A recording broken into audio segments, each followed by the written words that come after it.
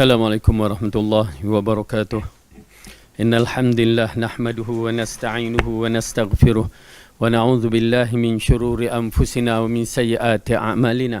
Man yahdihillahu fala mudilla lahu wa man yudlil fala hadiya lahu. Asyhadu an la ilaha illallah wahdahu la syarika lah wa asyhadu anna Muhammadan abduhu wa rasuluh. Amma ba'du. Fa inna khairal kalami kalamullah wa khairal huda huda Muhammadin sallallahu alaihi wasallam wa syarrul umuri muhdatsatuha wa kullu muhdatsatin bid'ah wa kullu bid'atin dalalah wa kullu dalalatin finnar. Alhamdulillah, bersyukur pada Allah Subhanahu wa taala yang mengumpulkan kita dalam majlis ilmu, yang berikan kita kekuatan dan kesihatan dan keamanan dalam kehidupan kita pada hari ini, dan kita bersyukur sangat-sangat berbandingkan dengan sahabat-sahabat kita yang sedang berhadapan dengan ujian-ujian seperti banjir, ya, kehancuran rumah, kehancuran harta benda. Ini semua di antara ujian-ujian yang sama ada mengangkat darajat mereka, ya, ataupun bagaimana. Dan begitu juga ujian yang berlaku terhadap mereka adalah merupakan peluang untuk menambahkan siri amalan-amalan terbaik yang perlu kita lakukan dengan membantu mereka. Tak kiralah apa juga bantuan yang baik, termasuk paling kurang kita berdoa untuk kebaikan mereka semua. Ya, amin ya rabbal alamin. Baik, jadi kita sambung balik pelajaran kita yang telah kita bicarakan pada pelajaran yang lepas berkaitan dengan kaum Ad, kaum Samud dan juga Fir'aun. Namun kita habiskan sedikit berkaitan dengan kisah Fir'aun ini, yang mana kita tahu bahawa Allah telah mengujikan Fir'aun dengan berbagai-bagai ujian setelah dia, ya, mendapat nasihat tukang sihir ahli nujumnya bahawa kelahiran seorang bayi yang akan menghancurkan kerajaan tuanku. Lalu dia telah membunuh beribu-ribu anak, ya, lelaki pada ketika itu. Ya, dia membunuh anak-anak lelaki dan membiarkan anak-anak perempuan. Pada zaman itu, apabila dia melakukan perkara tersebut, dia menyangka dia boleh lari daripada takdir yang Allah tetapkan.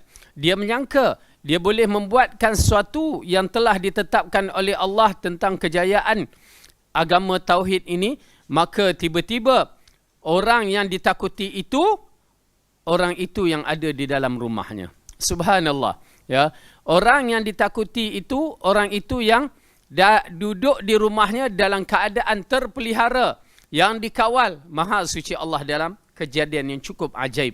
Ya, kejadian yang cukup ajaib. Oleh kerana itu kita menyaksikan ia berkaitan dalam suratul Qasas, mengisahkan bagaimana permulaan Nabi Musa, ya, dilahirkan sehingga dia menjadi seorang nabi, seorang rasul yang menyerukan kepada Fir'aun untuk mengabdikan diri kepada Allah supaya takut kepada Allah. Itu je.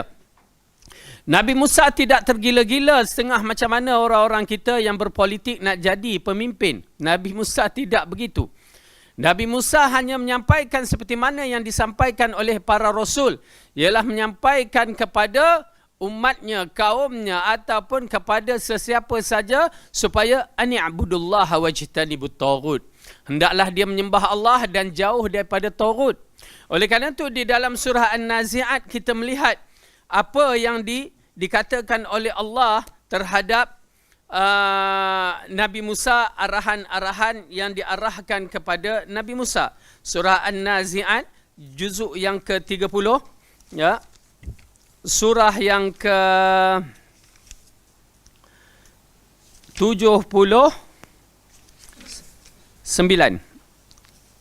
Baik. Di mana dalam surah ini Allah menceritakan kepada kita, ya, ayat yang ke-15. A'udzu billahi minasy syaithanir rajim.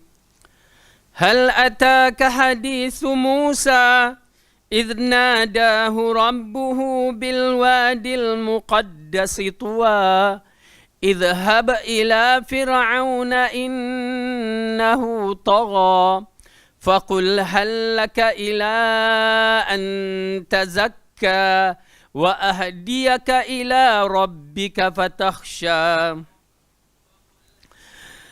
Sudahkah sampai kepadamu ya Muhammad kisah Musa tatkala Tuhannya memanggil di lembah suci, iaitu lembah Tua, pergilah kamu kepada Fir'aun, sesungguhnya dia telah melampaui batas, dan katakan kepada Fir'aun, adakah keinginan bagimu untuk membersihkan diri, dan kamu akan kupimpin ke jalan Tuhanmu agar supaya kamu takut kepadanya. Okey. Dalam ayat ini jelas kepada kita bahawa Rasul Bani Israel ini, Nabi Musa, diarahkan pergi berjumpa dengan Fir'aun, pemimpin yang besar pada ketika itu, yang dikatakan mempunyai kerajaan yang begitu hebat, membina bangunan-bangunan, pasak-pasak yang tinggi. Ya, Nabi Musa diarahkan pergi untuk apa? Untuk merebut jawatan? Untuk menjadi pemimpin? Tak. Rasulullah, para Rasul tidak diutuskan begitu. Kalau kita tengok, Allah mengatakan, idhab ila fir'auna innahu tagha. Pergilah kepada Fir'aun kerana dia telah melampaui batas. Sehingga dia mengatakan, ana rabbukumul a'la. Itu adalah satu lafaz yang tidak dikatakan oleh manusia biasa. Ya, ini dikatakan oleh manusia yang na'udzubillah, syar atas syar.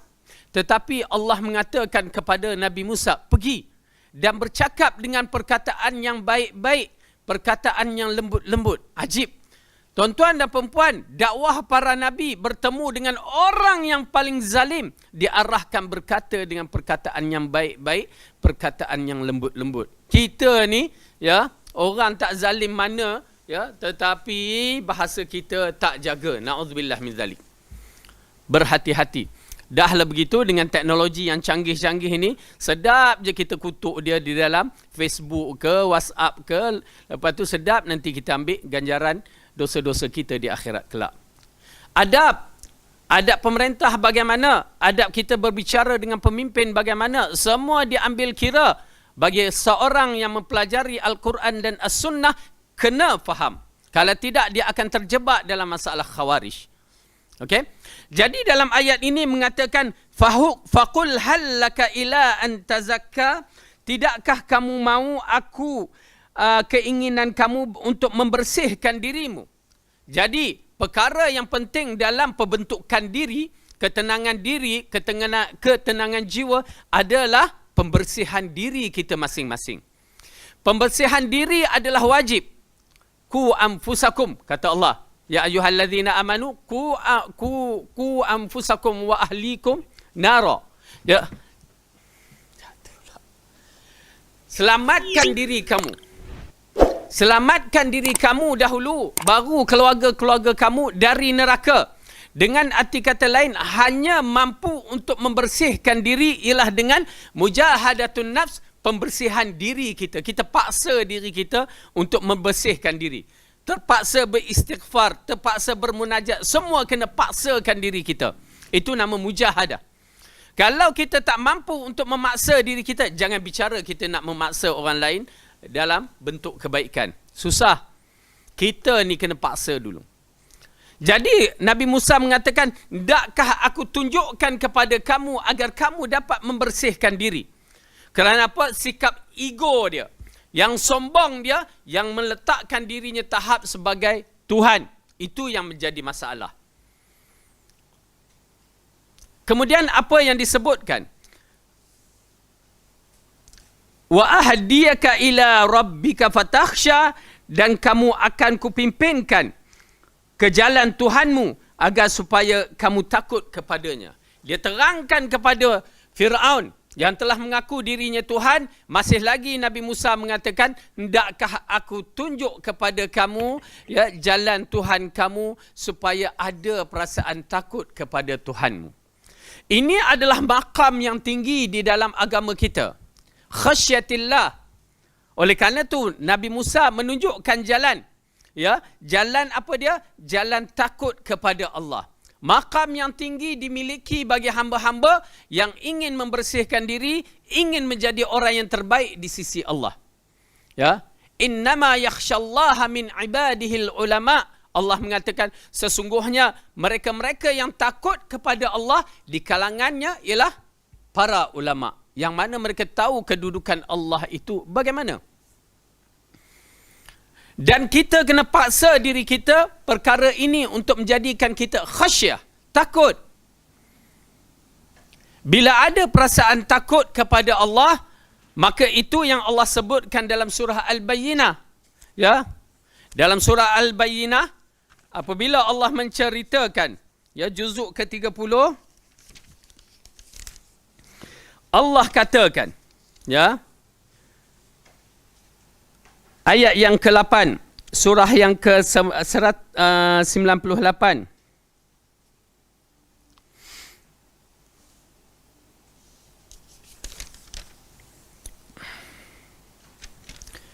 Allah berfirman, Innal ladzina amanu wa 'amilus salihati ulaika hum khairul bariyah. Ayat ke-7. Jazaohum 'inda rabbihim jannatu 'adnin tajri min tahtihal anhar khalidina fiha abada radiyallahu anhum wa radu an dzalika liman khasyiya rabbah. Sesungguhnya orang-orang yang beriman dan mengerjakan amal soleh, mereka itu adalah sebaik-baik makhluk. Ya, nampak tak? Allah telah mengiktirafkan orang yang beriman dan mengerjakan amalan soleh. Amalan itiba'us sunnah, itiba'ur rasul. Amalan yang ada ikhlas, itu yang dikategorikan amalan yang soleh. Allah katakan, sesungguhnya orang-orang yang beriman dan mengerjakan amalan soleh, mereka itu adalah sebaik-baik makhluk. Sebaik-baik makhluk. Datanglah siapa sekali, ya, kepada kita. Kalau bukan orang yang begini, maka dia bukan kategori orang yang baik makhluk. Sebaik-baik makhluk. Tuan-tuan dan perempuan, bila Allah telah mengiktirafkan, maka tidak ada siapa yang lebih baik seperti yang dikatakan, difirmankan oleh Allah. Kemudian Allah katakan, balasan mereka di sisi Tuhan mereka adalah syurga Aden yang mengalir di bawahnya sungai-sungai. Mereka kekal di dalamnya selama-lamanya. Allah redha terhadap mereka dan mereka redha kepadanya. Yang demikian itu adalah balasan bagi orang yang takut kepada Tuhannya. Ini makam tertinggi. Makam tertinggi bagi sebaik-baik makhluk apabila, ya, mereka itu menjadi orang yang takut kepada Allah. Oleh kerana itu latihan-latihan perlu ada pada diri kita. Ya, paksakan diri kita untuk ada perasaan takut kepada Allah. Berlatih. Itu pasal saya ingatkan seperti mana disebutkan dalam surah Al-Anfal ayat yang kedua. Macam mana kita nak paksakan hati kita bila mendengar kalam Allah, bila disebutkan nama Allah, dia bergetar, bergegar. Kerana kita tahu siapa dia Allah. Ke kita tak kenal lagi Allah? Kita kena kenal bila kita menyebutkan Alhamdulillahi Rabbil Alamin. Segala pujian milik Rabb. Kalimah Rabb yang digunakan ini adalah kalimah yang amat hebat. Tuhan kita adalah Tuhan yang maha berkuasa. Tuhan super power. Tuhan yang menjadikan, mematikan, menghidupkan, mentadbir alam. Tuhan yang layak untuk disembah. Kerana orang-orang kafir mencari Tuhan-Tuhan mereka disebabkan kekuatan-kekuatan yang mereka anggap. Tetapi dimiliki oleh Tuhan kita. Allah yang telah menjadikan alam semesta dan menjadikan kita. Oleh kerana itu dia layak untuk disembah.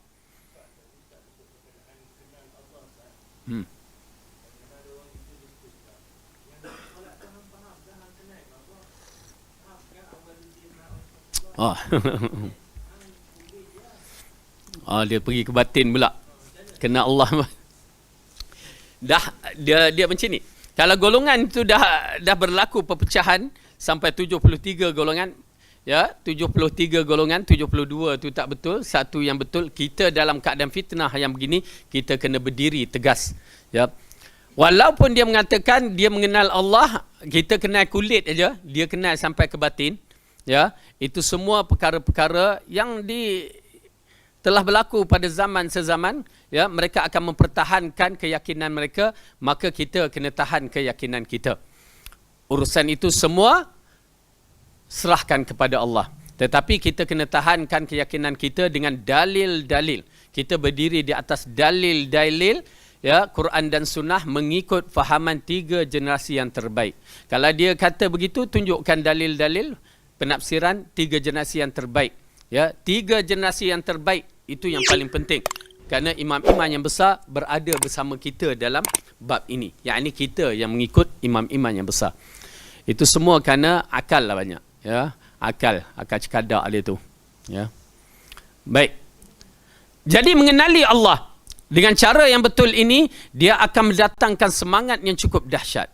Waktu itulah yang kita menyaksikan di kalangan para sahabat dan tabi'in, bila teringat teringat neraka, tak boleh tidur. Kenapa? Iman tu menggerakkan dia supaya bangun, ya, ingat balik dosa-dosa, lalu dia bangun bertahajud, munajat, memohon keampunan kepada Allah.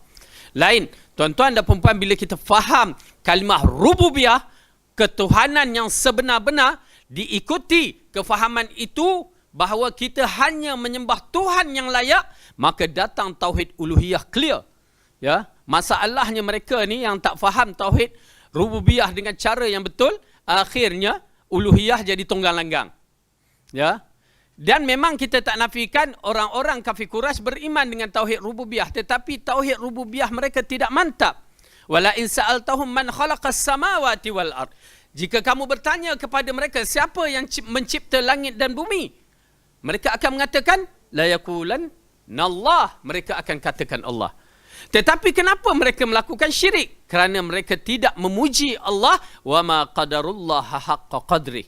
Mereka tidak puji Allah pada tempat yang betul, cara yang betul. Ya, dia masih lagi anggap Allah ada saingan dia. Allah masih lagi boleh di-challenge. Itu silapnya.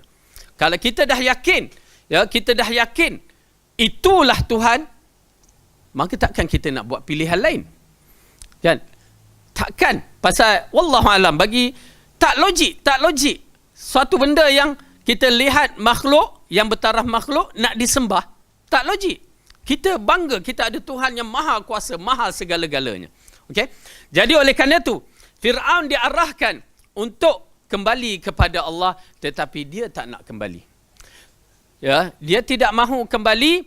Tuan-tuan dan perempuan, perkara yang amat penting kita ingatkan, bahawa Allah bila nak menghancurkan kaum, ya, bila nak menghancurkan kaum, apabila berlaku perkara-perkara yang mungkar, ya, tidak ada siapa yang menegurnya. Ini disebutkan di dalam surah Al-Anfal. Dia hancur tu dihancurkan semua, dan kita mintalah jangan banjir ini termasuk dalam azab pula, na'udzubillah. Ya, mudah-mudahan Allah selamatkan, ya, kawan-kawan kita, ya. Tapi ianya sebagai peringatan. Okey. Apabila Allah mengatakan di dalam ayat 25, A'udzubillahi minasyaitanir rajim. Wattaqu fitnatan la tusibanna alladhina zalamu minkum khassah wa'lamu anna Allaha syadidul iqab. Surah Al-Anfal. Dan peliharalah dirimu daripada seksaan yang tidak khusus menimpa orang-orang yang zalim saja di antara kamu, dan ketahuilah bahawa Allah itu amat keras seksaannya. Dengan arti kata lain, seksaan yang kalau Allah timpakan kepada suatu kaum, dia tak kira orang tu berdosa ke tak berdosa, jika tidak ada amal ma'ruf nahi mungkar. Ya, Rasulullah mengatakan Allah akan hancurkan kaum tersebut. Sahabat bertanya, ya Rasulullah, di kalangan mereka ada orang yang soleh, apa semua ni? Lalu Rasulullah kata, jika orang soleh tidak mencegah kemungkaran. Oleh kerana itu peranan-peranan ini adalah satu peranan yang besar bagi pendukung-pendukung Al-Quran dan As-Sunnah. Kerana mereka tahu kebenaran, mereka terpaksa menyampaikan kerana takut azab Allah ditimpa. Oleh kerana itu, tuan-tuan dan perempuan, kita kena jadi benteng supaya azab Allah tidak ditimpa. Fir'aun, kaum dia melanggar arahan-arahan Allah. Dah dibagikan bukti, dibagikan petunjuk, berbagai-bagai peringatan melalui kemarau, melalui belalang, melalui katak, melalui kutu kutu apa orang kata, kutu beruang, melalui air darah, melalui berbagai-bagai sebagai peringatan, dia tepiskan. Ya, kerana ego dia tu. Okey?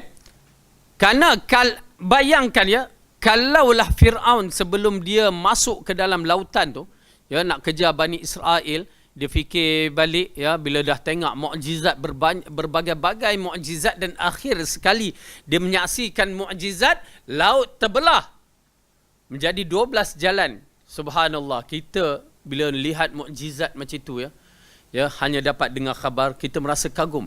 Firaun depan mata, tuan-tuan dan perempuan, petunjuk Allah, nampak tak? Petunjuk Allah kena kita faham elok-elok. Minta Allah petunjuk, jangan kita rasa kita dah mantap dengan Quran dan Sunnah, aku dah insya-Allah kuat dah ni. Tak. Abu Jahal, di depan Abu Jahal siapa dia? Rasulullah. Abu Lahab, di depan Abu Lahab, Rasulullah. Abdullah ibnu Ubay menyaksikan Rasulullah, tetapi mereka tidak mau beriman. Man yahdillah fahuwal muhtad. Ya, siapa yang diberi petunjuk oleh Allah, maka dialah yang mendapat petunjuk. Oleh kerana itu minta Allah sabatkan, Allah minta Allah bagi kita sentiasa petunjuk. Jangan kita rasa selesa dengan keadaan kita, ya, kononnya dah faham Quran dan Sunnah lagi. Jangan. Satu peringatan. Kenapa? Nabi Musa bersama dengan Firaun. Firaun dah menyaksikan mukjizat, berbagai mukjizat, tapi tak nak beriman. Kalau sebelum dia masuk ke dalam laut itu, dia kata astagfirullah dan mengatakan aku naik saksi bahawa tiada Tuhan yang sebenar-benarnya melainkan Tuhan Musa dan Harun. Confirm dia mati dalam beriman ataupun dia tidak akan mati. Ini dibuktikan dalil-dalil. Okey. Pertama, dalil-dalil yang menunjukkan bahawa kita tidak akan diazabkan, ya. Dalam hadis, dalam ayat tadi diterangkan, ya, berkaitan dengan hadis Rasulullah, bila di dalam masyarakat itu tidak ada amar ma'ruf nahi munkar. Amar ma'ruf nahi munkar, maka azab akan turun, tak kira siapa. Macam banjir ni, dia tak kira siapa, orang tua ke orang muda, Islam ke kafir, semua kena. Tu azab Allah. Budak-budak ke tak budak-budak, yang kita terangkan dalam kisah kaum Samud, kaum Ad, kaum Hud, yang mana semua mati. Kecil, besar, tua, muda, sakit, tak sakit, ya, semua mati. Dan begitu juga dalam kaum ini, ya, kita menyaksikan kalau tak ada pencegah, yakni cegah kemungkaran, amar ma'ruf nahi munkar, maka Allah akan turun bala. Yang kedua, dalam surah Al-Anfal juga, ayat yang ke-33, Allah berfirman, وَمَا كَانَ اللَّهُ لِيُعَذِّبَهُمْ وَأَنْتَ فِيهِمْ وَمَا كَانَ اللَّهُ مُعَذِّبَهُمْ وَهُمْ يَسْتَغْفِرُونَ. Dan Allah sekali-kali tidak akan mengazab mereka sedangkan kamu berada di dalam mereka, ya, di antara mereka. Yakni Rasulullah kalau ada pada kawasan itu, Allah tak akan turunkan azab. Sebab Allah kata begitu. Ya. Bagaimana kami nak turunkan azab? Kamu ada di dalamnya. Lepas tu, dan tidaklah pula Allah akan mengazabkan mereka sedangkan mereka meminta keampunan. Ini dia kehebatan istighfar. Kehebatan istighfar, ya, Allah tidak akan turunkan azab di tempat tersebut. Oleh kerana itu kita ahli sunnah banyakkan istighfar. Ya, bukan sebarangan rupanya istighfar ini, yang boleh menolak segala-gala kerosakan, kejahatan, keburukan, berbagai-bagai musibah, boleh diangkatkan dengan istighfar. Ini di antara gambaran yang Allah ceritakan kepada kita. Dikuatkan di dalam surah Al-A'raf ayat 96.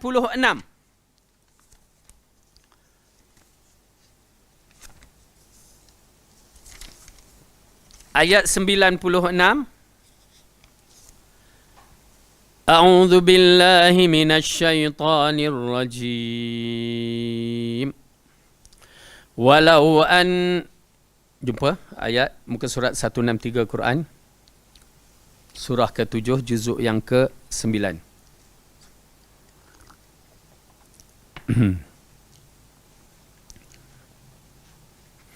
Walau anna ahlal qura amanu wattaqaw لفتحنا عليهم بركات من السماء والأرض ولكن كذبوا فأخذناهم بما كانوا يكسبون. Jikalau sekiranya penduduk negeri itu beriman dan bertakwa, pastilah kami akan melimpahkan kepada mereka berkat dari langit dan bumi. Tetapi mereka mendustakan ayat-ayat kami itu, maka kami seksa mereka disebabkan perbuatan-perbuatan mereka. Ya, nampak tak? Apa Allah kata? Jika penduduk negeri itu beriman dan takut kepada Allah. Macam mana nak tahu penduduk negeri itu beriman dan takut? Ya, waktu solat macam mana kedudukannya? Di masjid ke di pasaraya? Di masjid ke di mana? Itu diambil kira. Ataupun bertembung waktu solat dengan waktu perlawanan bola di stadium. Masya Allah. Ya, kalau nak tahu itulah kedudukan ahli balad. Waktu solat subuh tak ada orang. Tok imam jadi imam. Tapi imam siapa? Tak ada orang. Lepas tu kita minta, ya Allah berikan kami pertolongan kamu. La ilaha illallah. Kita sendiri tak pergi solat berjemaah. Kita sendiri tak bangun bermunajat. Waktu bola, Masya Allah. Ya, bola pukul berapa? Selalu malam. Ya, kita dah ada pukul 6 sebelum maghrib tu, dah ada berbaris nak beli tiket. Nampak tak? Bagaimana ahlul qura yang beriman. Tuan-tuan dan perempuan, ini merupakan ujian sebenarnya. Nak buat macam mana? Ya, itulah masyarakat kita. Ya, perlu diislahkan, perlu dibetulkan. Kalau tidak, jangan kita bicara tentang pertolongan Allah. Ya, pasti tidak akan datang jika itulah cara kita. Betul kita solat, kami solat dekat stadium. Ya, berapa orang yang kerap berani solat kat stadium? Ya, solat isyak dah tak jadi dah tengah lawan tu. Hebat. Orang takbir Allahu Akbar, azan, ya, dia bola juga yang akbar. Ini di antara fitnah yang berlaku. Ya, na'udzubillah min zalik. Oleh kerana tu ahlul qura, kita tengok kepada muazzamnya bagaimana kedudukannya. Macam sifat-sifat negeri yang layak untuk diterima azab. Apa dia? Pertama, banyaknya riba. Banyaknya riba dalam negeri itu. Negeri kita ada? Tak payah tanya. Ya, kemuncak di antara menara-menara yang tinggi adalah menara-menara dari sistem riba. Ya, lalu je kita nampak. Dan yang kedua, banyaknya negeri itu orang yang minum arak. Negeri kita ni, ya, kilang pun ada. Kalau dibocorkan, rasanya banjir lagi sekali di Shah Alam tu. Yang ketiga, banyaknya penzina. Ya, ini di antara syarat-syarat yang layak untuk ditimpakan oleh Allah azab. Namun begitu kita mengatakan, ya, dakwah tetap diteruskan dan golongan-golongan yang betul-betul berada di atas manhaj yang betul mesti berani untuk ketengahkan dirinya, memberikan petunjuk ataupun menyampaikan risalah dengan betul. Kerana dengan adanya risalah yang betul ini, Allah akan membantu kita. In tansurullah yansurukum. Jika kamu membantu Allah, ya, menolong Allah, Allah akan bantu kita. Allah tak harap kita sebenarnya, tetapi kita yang mengharap Allah, maka kita nak mendapat ganjaran yang besar untuk mendapat pertolongan Allah. Kalau Allah nak hancurkan negara kita bila-bila masa, tak menjadi masalah, kerana sifat dah ada. Alangkah baik muncul golongan-golongan yang beristighfar. Itu pasal kita mengatakan golongan-golongan yang begini amat penting. Ya, Allah ceritakan, azab sudah sampai, azab sudah hampir dekat. Kalau ikut kita baca sejarah, kaum Nabi Nuh habis, kaum Nabi Lut habis, kaum Nabi kaum Hud habis, kaum Nabi Saleh habis. Semua hancur. Betul tak? Hanya satu kaum je yang Allah tak hancur. Siapa dia? Ya, Okey, cuba buka surah Yunus. Surah Yunus, surah yang ke-10, juzuk yang ke-11.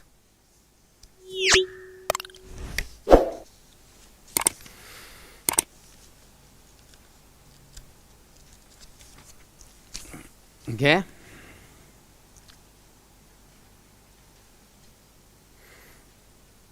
Ayat 98, muka surat 220.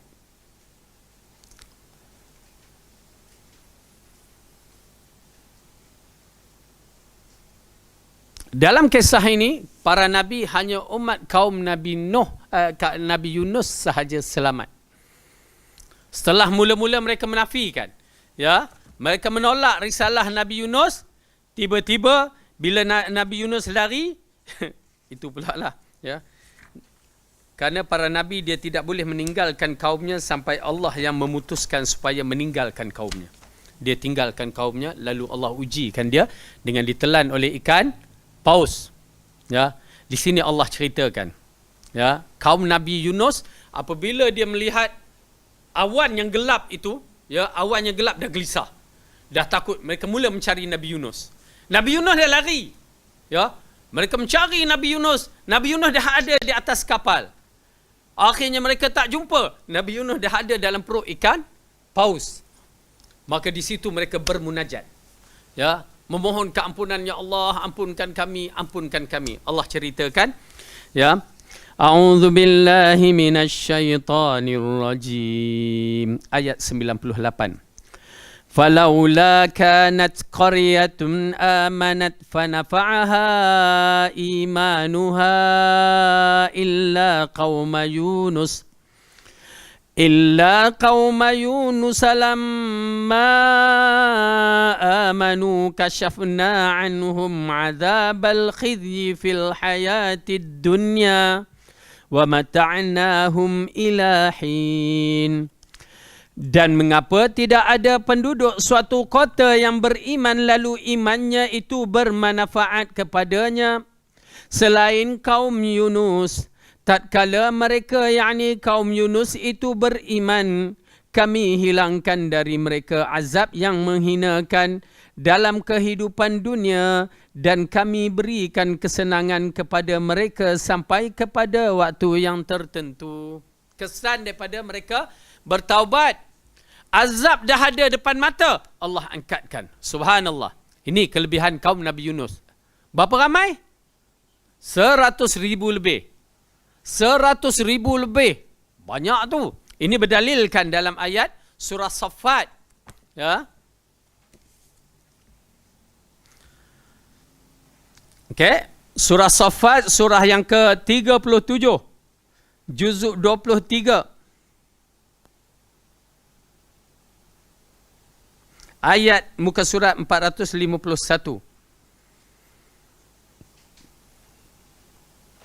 Ini di antara tuan-tuan dan perempuan kita kena tahu kelebihan istighfar, kelebihan, ya, tasbih. Semua tu ada kelebihan yang bukan sebarangan kelebihan. Ya. Kelebihan istighfar mengangkat banyak masalah. Dan kelebihan bertasbih mengangkat banyak masalah. Tetapi kita tak pergi bertasbih, tak pergi beristighfar. Istighfar kita tidak keluar daripada hati kita, penghayatan. Dan tasbih kita pun tidak ada penghayatan. Oleh kerana itu roh kita tidak ada. Roh untuk mengikut Al-Quran dan As-Sunnah tidak ada. Ya, lain orang yang mempunyai roh nak mengikut Al-Quran dan Sunnah kerana keyakinan. Bagi saya keyakinan amat penting. Yakin, bukan yakin kita cakap yakin ala kadar je. Ya, tapi yakin dengan keyakinan tu bersungguh-sungguh. Tak tahu macam mana nak terangkan. Tapi kita yakin. Ya? Macam mana kita yakin? Tu mak akulah. Begitu kedudukannya. Ya? Macam Abu Mu'az yakin. Itu isteri aku. Ha, dia yakin. Ya? Yakin tu mutlak. Jadi tak ada siapa nak boleh keluarkan dia punya keyakinan. Itu yang kita nak. Dia akan menghidupkan jiwa kita begitu dahsyat. Okey. Apa Allah katakan dalam ayat ni? Kita ambil ayat ni bermula daripada ayat 139.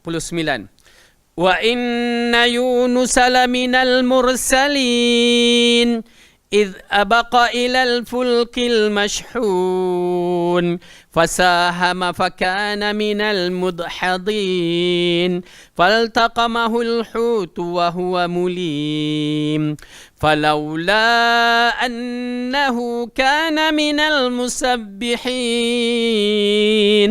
للبث في بطنه إلى يوم يبعثون فنبذناه بالعراء وهو سقيم وأنبتنا عليه شجرة من يقطين وأرسلناه إلى 100,000 أو يزيدون فآمنوا فمتعناهم إلى حين. Sesungguhnya Yunus benar-benar salah seorang Rasul. Ingatlah ketika ia lari ke kapal yang penuh muatan. Kemudian ia turut mengundi, lalu dia termasuk orang-orang yang kalah dalam undian. Maka ia ditelan oleh ikan besar dalam keadaan tercela.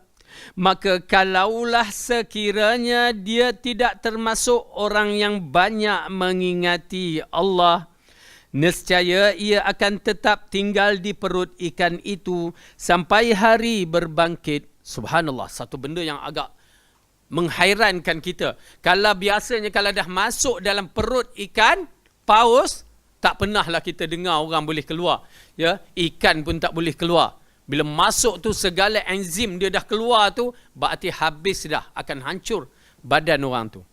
Tapi Allah nak berikan peringatan kepada kita. Bukan dalam perut ikan paus saja. Di mana saja kita berada dalam keadaan terdesak, dalam keadaan yang terhimpit, sempit. Insya-Allah kalau kita di kalangan orang yang musabbihin, yang membesarkan Allah, Allah pasti akan melepaskan kita.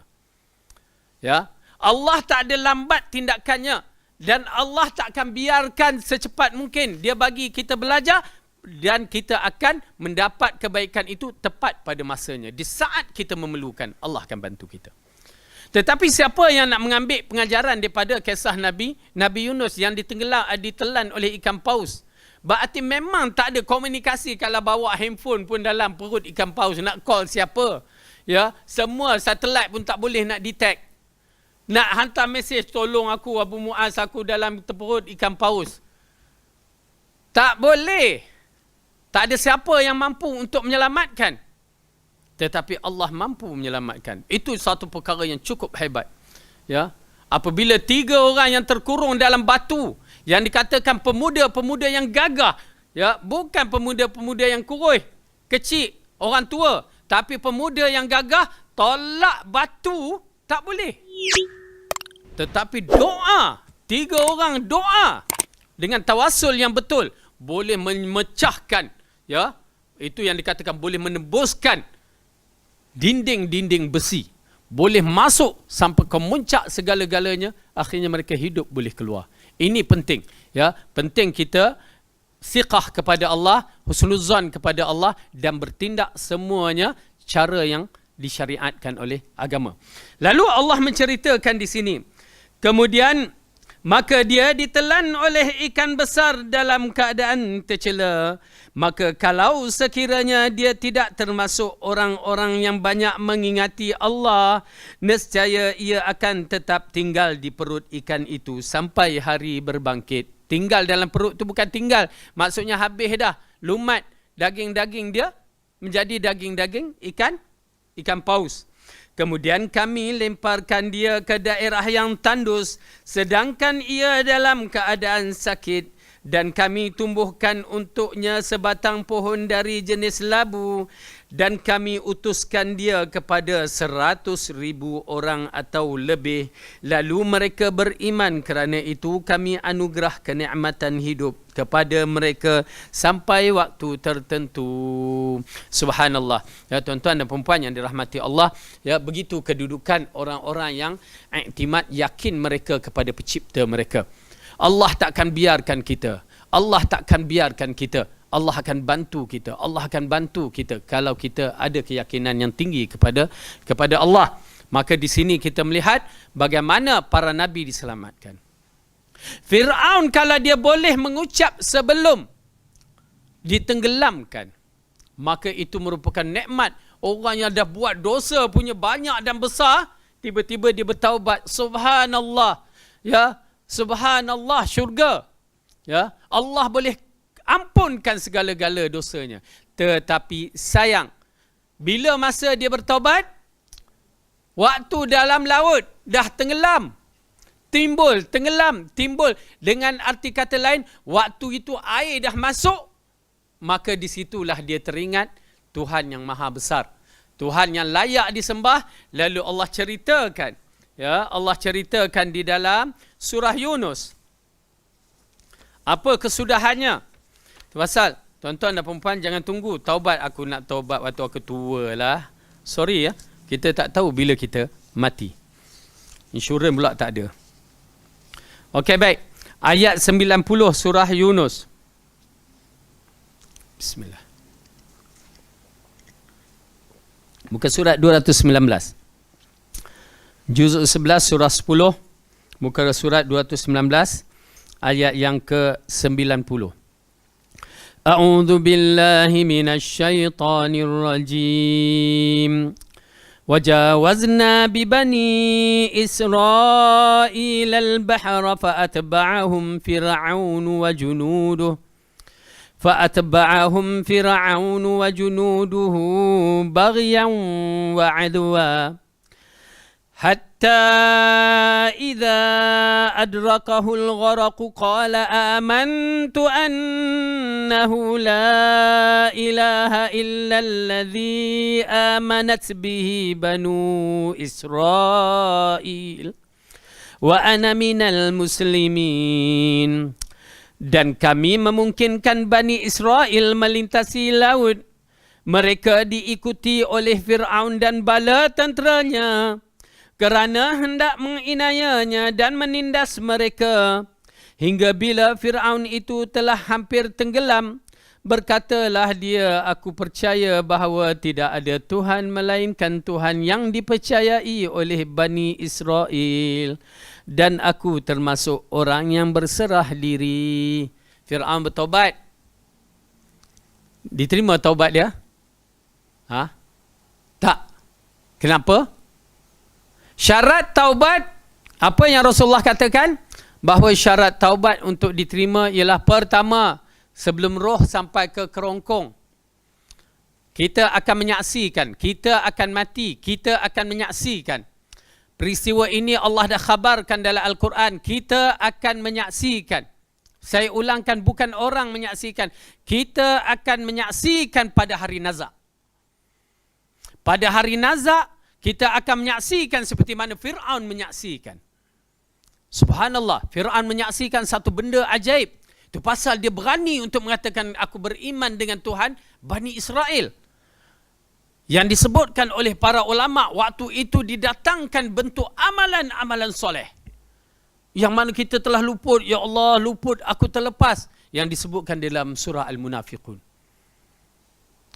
Semua dalam sakratul maut ini adalah penentu kehidupan kita, ahli syurga ataupun ahli neraka. Ya, Rasulullah mengatakan, siapa yang suka bertemu dengan Allah, maka Allah suka bertemu dengan dia. Bukan maksudnya bertemu itu di waktu macam ni, aku suka bertemu dengan Allah. Siap, I love you ya Allah. Lepas tu siap nasyid lagi. Ya, lepas tu ikut sunnah tak? Itu penipu. Itu kamu bermain-main dengan Allah. Tetapi yang Rasulullah kata itu adalah di waktu nazak seseorang itu, bila dia suka bertemu dengan Allah, ya, bersedia untuk berpisah dengan orang-orang yang hidup ini, maka Allah suka bertemu dengannya. Siapa yang tak suka, maka Allah tak suka bertemu dengannya. Kita dah terangkan pada pelajaran yang lepas, 3 tempat di dalam ayat Al-Quran menceritakan orang-orang yang tak suka bertemu dengan Allah ini begitu takut untuk mati. Dan kita jangan begitu. Ya. Mereka dinampakkan satu perkara yang kita tidak nampak. Syaitan dinampakkan, malaikat-malaikat yang datang dinampakkan, dan akhirnya amalan-amalan soleh dinampakkan, yang mana kita terlepas amalan-amalan tersebut. Banyak. Di antaranya yang Allah sebutkan di dalam surah Al-Munafiqun, ya, surah yang juzuk yang ke-28, surah yang ke-63. Muka surat 555.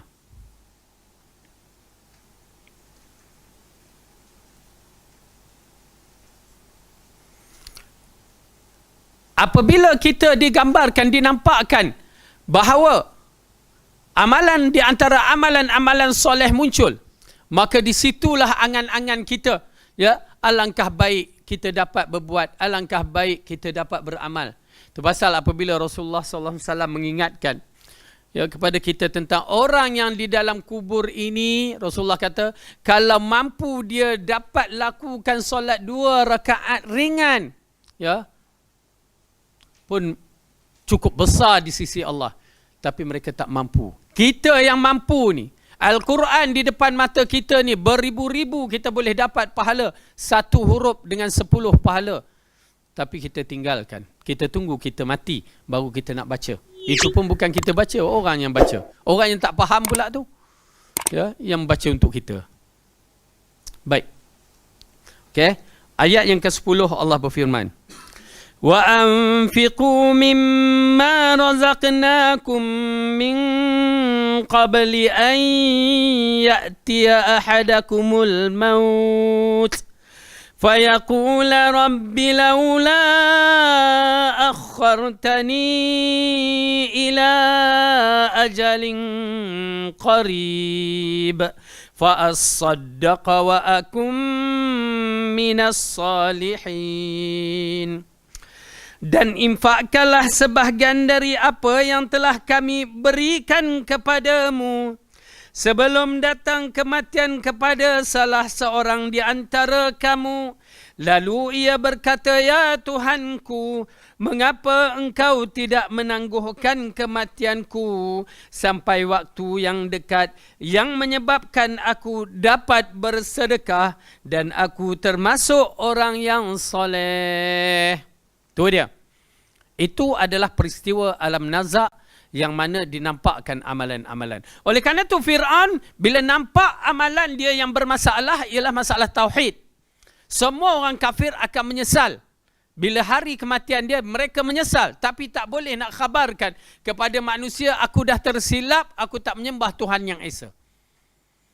Allah khabarkan kepada kita, Fir'aun mengaku, ya, dia tersilap dan dia beriman kepada Allah. Tapi tak boleh dah. Kerana itu hak dia. Di waktu roh dah sampai ke kerongkong, disaksikan semua amalan. Ini roh dah sampai ke kerongkong, ditunjukkan bahawa di antara amalan terbaik, sedekah. Amalan soleh sudah tentu istighfar, bertaubat, itu yang paling utama. Ya, maka di antara perkara yang menggerunkan, kita minta, ya Allah tangguhkan. Tak boleh.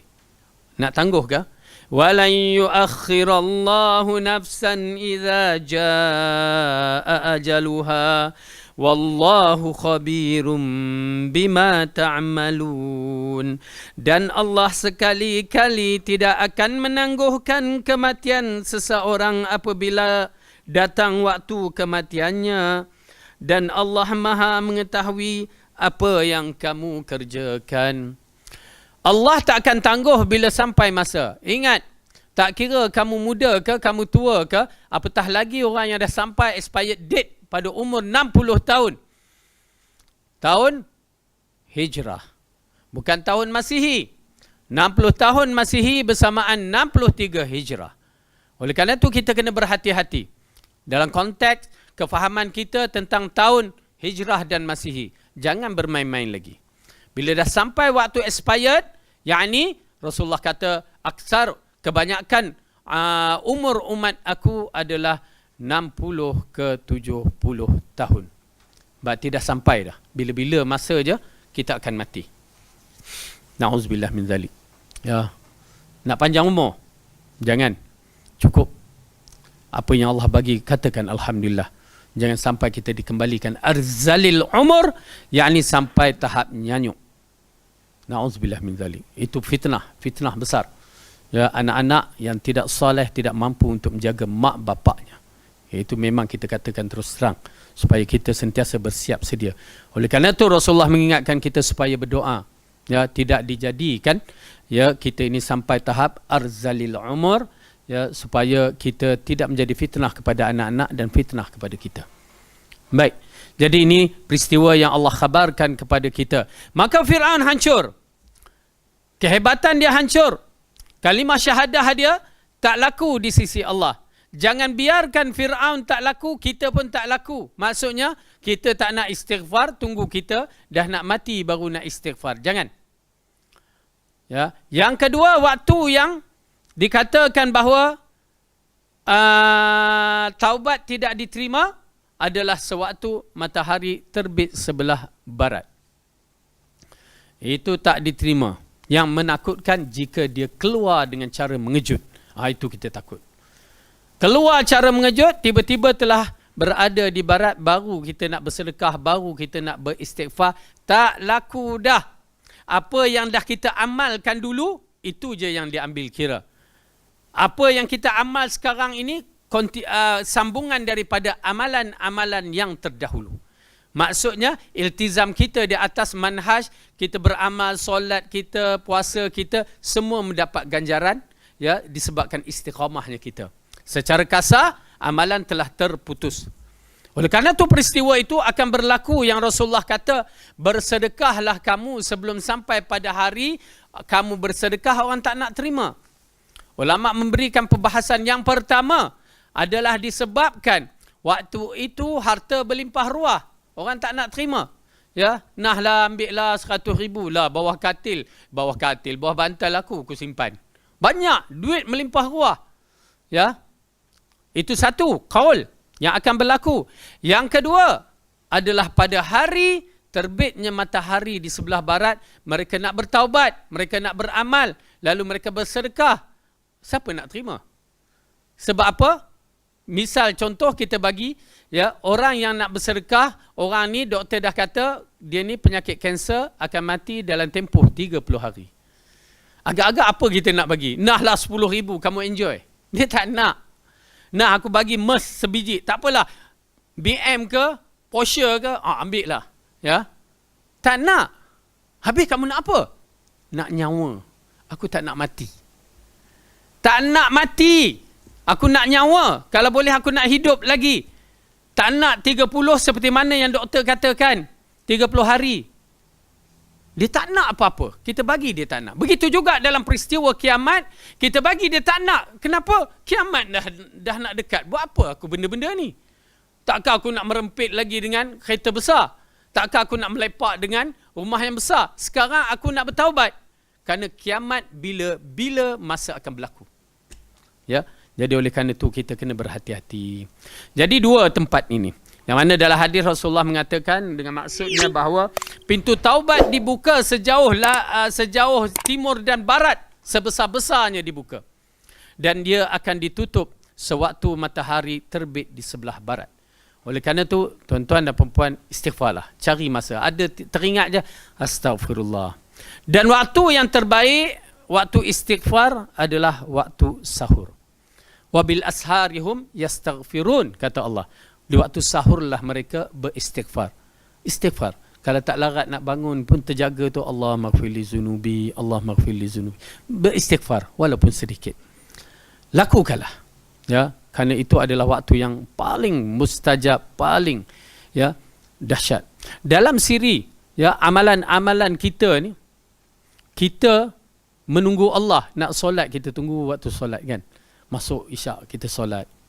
Tetapi di dalam siri bertahajud di tengah malam, Allah menunggukan kita. Allah menunggu. Aina al-mustaghfirin? Aina al-mustaghfirun? Mana dia orang yang beristighfar? Allah istiharkan. Mana dia orang yang meminta? Ya. Oleh kerana itu, ambil sedikit waktu istighfar di waktu sahur. Cubalah berlatih sikit-sikit. Ya, tak peringkat awal kita terbangun tu tengok jam. Astagfirullah. Aku nak bangun lah. Tak apa, sikit. Sikit tu yang pejam mata tu memang lepas subuh tu. Ya, itu wallahualam macam mana ya. Kejap je. Pejam mata terus. Mesti habis waktu istighfar tu. Silap-silap kita terjaga 5.30, kejap boleh ni, kejap je. Maaf kata, cuba tengok jam, 6.30. Ui, rasa 1 second je aku pejam mata. Tak, dia kaedah malam tu istimewa. Macam tu jadinya. Oleh kerana tu, kena mujahadatun nafs, kena paksa diri kita bangun. Jangan biarkan Al-Quran itu berlalu macam itu. Wabil asharihum yastaghfirun, ya, pada waktu sahur mereka beristighfar. Kita tak ambil part dalam bahagian ni. Ambil, kerana kita akan menduduki tahta tertinggi di dalam siri-siri orang yang terbaik yang disebutkan dalam Al-Quran.